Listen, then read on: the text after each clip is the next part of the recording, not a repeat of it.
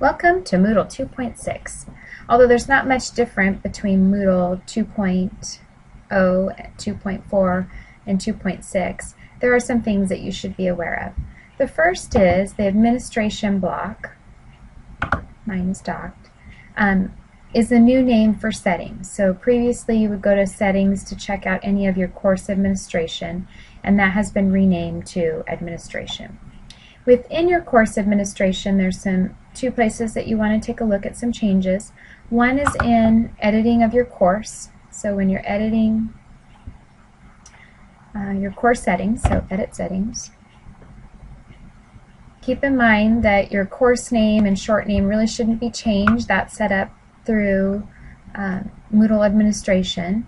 As you scroll down, you'll see that these buttons are expandable, whereas before you could scroll through everything. So you can condense everything down, or you can ask to expand all in the upper right hand corner, and that will open up all the subcategories for your course so that you can make all the appropriate changes.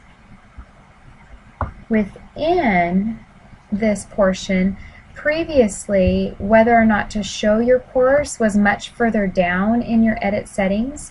So underneath your course category, you'll have the availability as to show whether or not the course is visible to your students or not.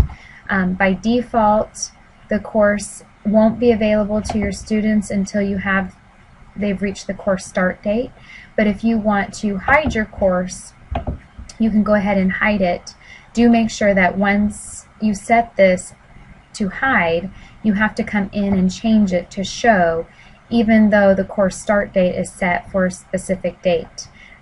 With the course start date, it doesn't automatically roll this to show. So if you've hidden your course, you need to make sure you go in and unhide it by making it visible.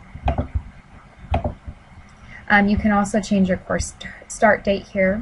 And then all of the other categories are the same. The only difference is this expanding button.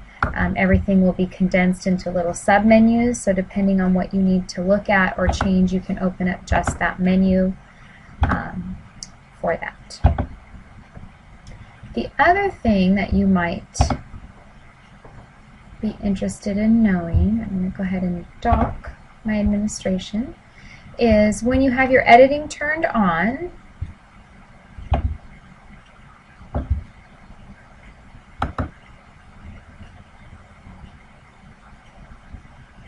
you'll notice the buttons are still pretty much the same icons. You have your gear here for editing any of your topic summaries, your welcome summary, your weekly summaries.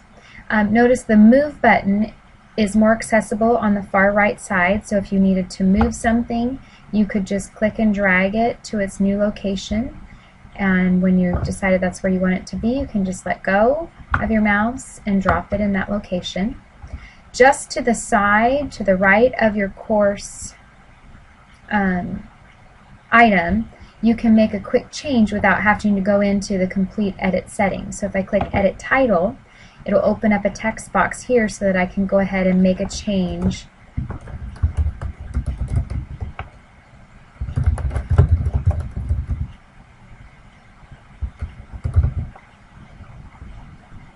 And then make sure that you hit enter to accept that.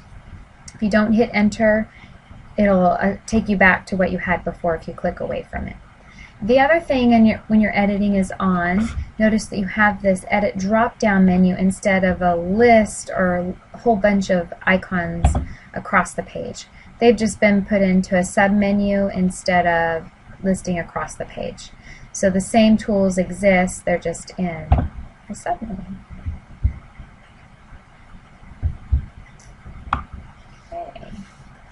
With regards to adding activities and resources, it's been condensed into a simple one tool, keeping all of the activities at the top, resources towards the bottom. So note that within here there is this assignments 2.2. You want to avoid assigning any of these 2.2 assignments in your classes.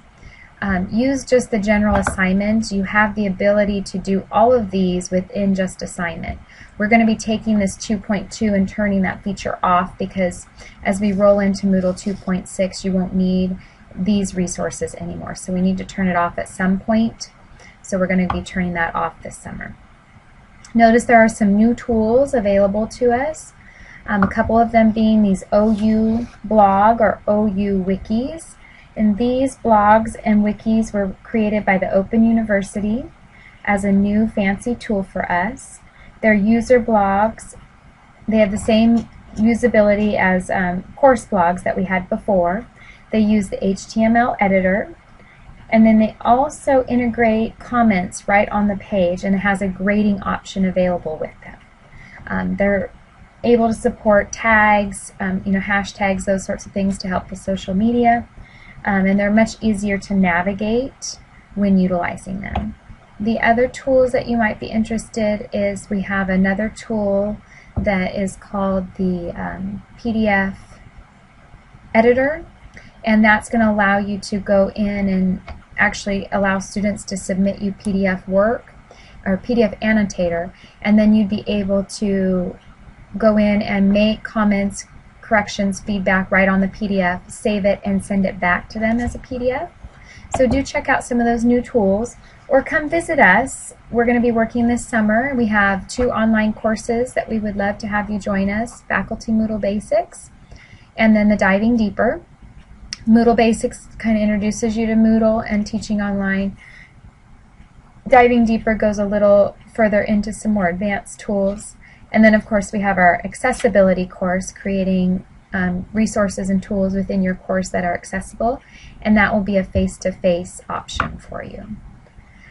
The other thing I want to show you is when you are editing, say you're editing an item here, and when you're in the text box where you would type what you want that text to be, it does appear that the HTML options don't have as many resources available to you, but they're actually just hidden. This first button here is a toggle, and when you click on it, it will open up all of the other tools. They do appear to be gray, but they are available to you, so you just need to make sure that you toggle, because the HTML editor has been hidden in this new version. So you just have to toggle it open. So we hope that you enjoy Moodle 2.6. I hope this video is helpful in illustrating the differences. The other thing that you should be aware of is over the summer you will want to make sure that you back up your course at the end of spring semester, and that you restore your course into the new version. The transition will take place over the weekend, May 31st through June 1st. So starting June 2nd, Moodle 2.6 will be in our active site. So strongly encourage that you go through the backup process under Settings. Click on Backup. Make sure that you save a backup file with your users and one without your users. And then come back in after June 2nd and restore the course. So if I go back under